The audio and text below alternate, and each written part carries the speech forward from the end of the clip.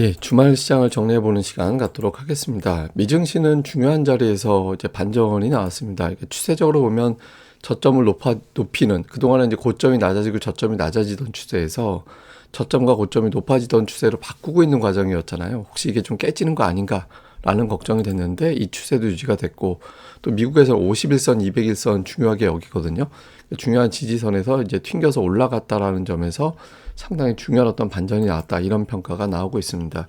그러니까 주간 동안의 어떤 지표들 변화를 보면 달러 인덱스 빠졌고 국채 금리는 뭐 계속 올라가긴 했는데, 그러니까 금요일에 고점 대비 좀 밀리면서 시장이 반등할 수 있는 힘이 실렸죠. 그러니까 주중반까지는 계속 올라갔다가 주중반 이 주 후반에 좀 안정되는 그런 모습을 보였고, 국제 유가가 다시 80달러 언저리까지 올라온 거는 좀 찜찜함이 있습니다. 근데 어쨌든 국제 유가는 주간 4.5% 올라갔고 S&P 500보다 나스닥이 더 많이 올라갔고, 그러니까 달러 상승이 좀 주춤하면서 상대적으로 위험한 자산의 투자 심리가 좀 회복이 됐다라는 거고요.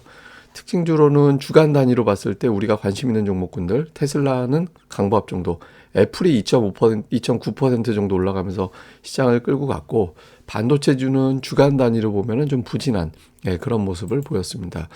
오늘 시장에서 가장 주목을 받았던 건 금리가 좀 상승폭이 좀 둔화됐다라는 점인데, 어제 그제 나온 라파엘 보스틱이 맹활약을 했다라고 볼 수 있을 것 같아요. 그러니까 4개 정도로 요약이 되죠. 다음 회의 때 0.25 올린다. 금리 상단은 5에서 5.25다. 여름쯤 금리 인상 중단한다. 그리고 데이터 바뀌면 뭐 수정할 수도 있다. 이렇게 이제 나왔는데, 시장의 평가는 그 지표가 저렇게 고용 지표 세고 인플레이션 CPI 이렇게 높게 나왔는데도 불구하고 0.25, 그러면 지표 강세는 일시적이라고 보는 건가? 그리고 생각해 보니까 연준 인사들 중에서 매파들도 5.5 이상 대놓고 얘기하는 사람은 없다. 그리고 생각보다 금리 인상이 좀 빨리 중단될지도 모르겠다, 이런 어떤 평가들을 하게 됐거든요. 실제로 오늘 나온 보도들을 보면 TD증권에서는 매파들이 시장 전망하는 거 그 이상 제시하는 경우는 없다라는 거. 그리고 이제 지표는 시차를 두고 결국에는 금리 인상 효과를 반영하게 돼 있는데, 작년에 금리를 올렸기 때문에 이제 올해 시간이 좀 지나가면 그 효과가 나올 거다, 이런 어떤 주장을 했고요. 그다음에 루크 힝머라는 사람은, 이 사람은 조금 더 나아가서 금리 인상 중단이 생각보다 좀 빨리 될 것 같다. 뭐 시장에서는 9월에 5.5%까지 올라간다라고 보는데 그 이하, 그 이전에 중단될 것 같다, 이런 어떤 주장, 이런 취지로 이야기를 했고요.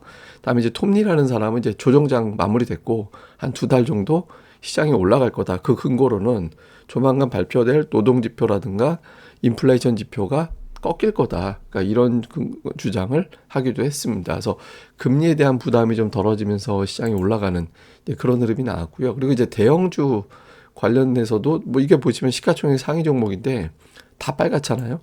이제 모건 스탠리에서는 애플에 대해서 서비스, 신제품, 구독 프로그램 이런 것들이 효과를 내서 20% 정도 주가가 올라갈 거다, 이렇게 되면서 이제 애플이 150달러 회복을 했고요. 테슬라도 오늘 3.6%도 올랐는데 아직 200달러 아래긴 합니다만은 2월 중국 판매량이 32%, 전월 대비는 13% 증가했대요. 근데 이게 사실 잘 보면 이 관련된 기사의 이제 일부인데, 이제 야후에서 나온 기사입니다.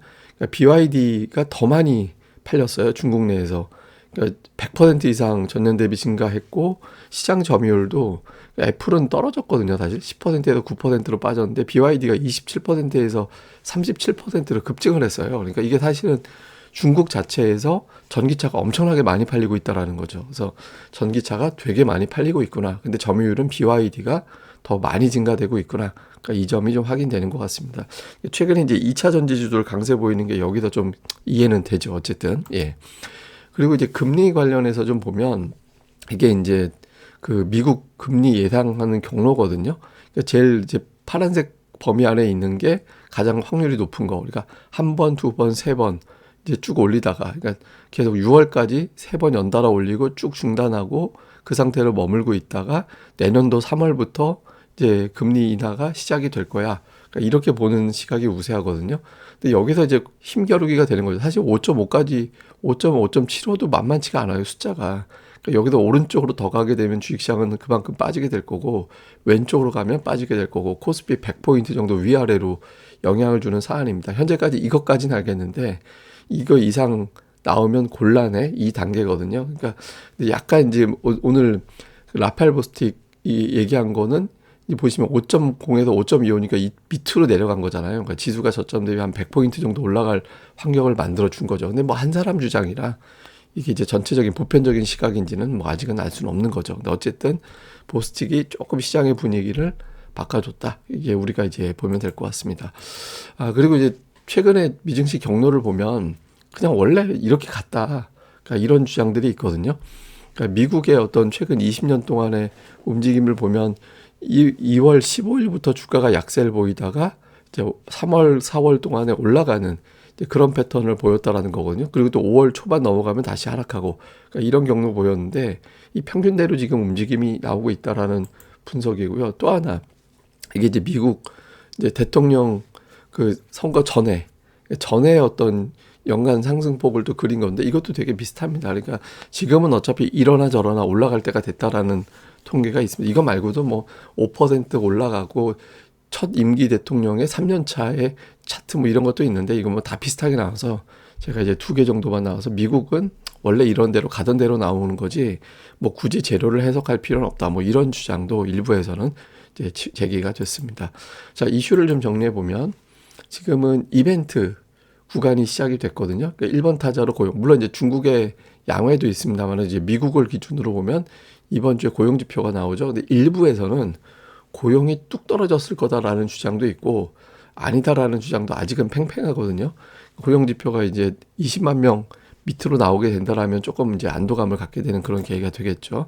그 다음에 이제 국채 금리가 좀 빠지고 환율도 빠지고 하면서 시장이 반전이 나왔는데 이게 또 짜장면 장사 아닌가? 그러니까 무서운데 데려가기 전에 짜장면 한번 먹여주고 또 무서운데 결국엔 가려고 그런 거 아닌가? 이런 주장도 있거든요. 이번 주에 환율이 확실하게 내려가주는 흐름이 나오는지를 보면서 가늠을 해야겠죠.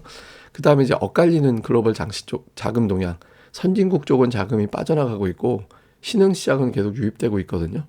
요 구도가 언제까지 갈 건지 이제 뭐 잠시 이건 제가 차트로 보여드릴게요. 그다음에 이제 한국 관련된 데이터는 좋았습니다. 그러니까 MSCI 한국지수 2% 올랐고 야간 선물 0.9% 올랐고 환율은 1,300원 밑으로 떨어졌거든요. 그러니까 보시면 원달러 환율이 1,295원까지 빠졌어요.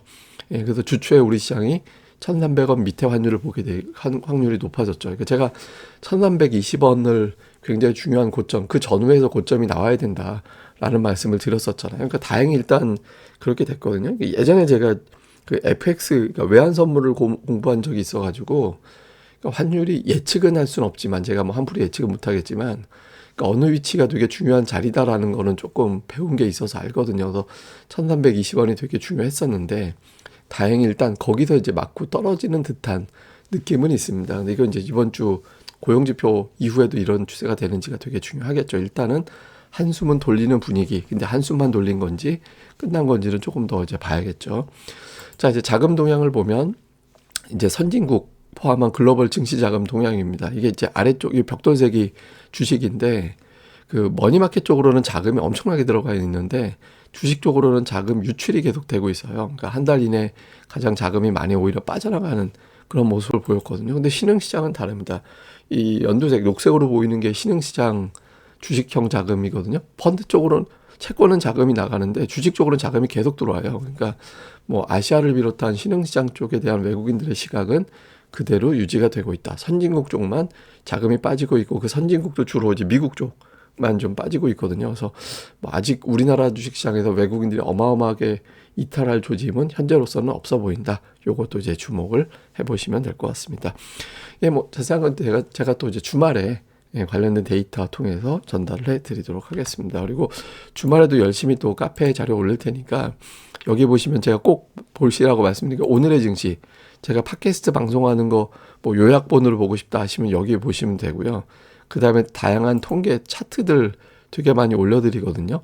뭐 국내외 데이터에 대해서 저나 아니면 다른 운영진 또 그리고 일반 회원님들이 또 올려주시는 자료들이 있으니까 요 이제 증시 분석 데이터 이거 보시고 다음에 증권사에서 올려주는 보고서들은 저희가 또 여기 보고서 게시판에다 또 올려드리니까 이제 많이들 보시면 또 도움이 될 것 같습니다. 그리고 2월에도 저희가 이제 3월에 이제 일정표가 나왔거든요. 그래서 저희 일정 멤버십 일정표는 이렇게 요일별로 이제 배치가 돼 있으니까 관심 있으신 분들은 여기 보시면은 여기 관련된 공부 자료들 이렇게 올라가니까 멤버십도 많이 관심 부탁드리겠습니다. 그리고 현재는 하루에 1,000원꼴 정도로 가입할 수 있잖아요. 근데 이제 요 혜택은 3월까지만, 3월에 가입하시는 분들은 영구적으로 그 혜택이 되고 4월 이후는 이게 좀 가격이 올라가니까 이것도 감안하셔가지고 보시면 될 것 같습니다. 예, 어쨌든 그 시장 분위기가 완전히 돌아섰는지는 수급이 뒷받침돼야 돼요. 그러니까 외국인들이, 그러니까 주포와 주도주가 없으면은 그건 강세장이 아니거든요. 그러니까 다음 주의 핵심은 주포가 완전히 컴백을 하느냐, 그게 이제 기술적 반등이냐, 아니면 추세가 이제 다시 돌아섰느냐를 가늠을 하는 거니까 돌아오는 주에 주포와 주도주의 구도 좀 잘 보시면 좋을 것 같고요. 이 내용은 제가 또 주말 유튜브에서 또 설명을 드리겠습니다. 예, 그럼 감사합니다. 좀 다음에 뵙겠습니다.